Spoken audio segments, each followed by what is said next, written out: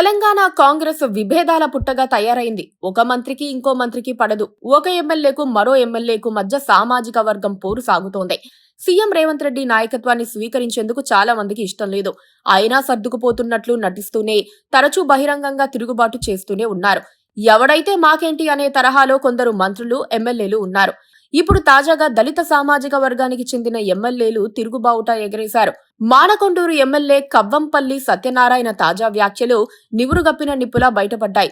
జిల్లాల్లో మంత్రుల పెత్తనమే సాగుతోందని, ఎమ్మెల్యేలకు ఎలాంటి అధికారాలు లేవని చెప్పేందుకు కవ్వంపల్లి ప్రయత్నించారు. పైగా బలమైన రెడ్డి సామాజిక వర్గాల వారు దళితులను అణచివేస్తున్నారన్న సందేశాన్ని కూడా ఇచ్చారు. వివాదం ఇప్పుడు మందుల సామేలు, వేముల వీరేశం, కవ్వంపల్లి సత్యనారాయణతో ఆగుతుందా లేక ఇంకా విస్తరిస్తుందా అన్నదే పెద్ద ప్రశ్న. రాష్ట్ర కాంగ్రెస్ నాయకత్వానికి పార్టీ మీద పట్టు తప్పింది. CM Revanth Reddy, PCC chief Mahesh Kumar Goud, క్రమశిక్షణా సంఘం చైర్మన్ మల్లు రవి, ఇతర అగ్రనేతలు ఇప్పుడు పార్టీని కంట్రోల్లో పెట్టలేకపోతున్నారు. అసంతృప్తి ఏదైనా ఉంటే అంతర్గతంగా చర్చించుకోవాల్సిన నేతలంతా ఇప్పుడు బహిరంగంగా మీడియాలో ప్రకటనలకే ప్రాధాన్యమిస్తున్నారు.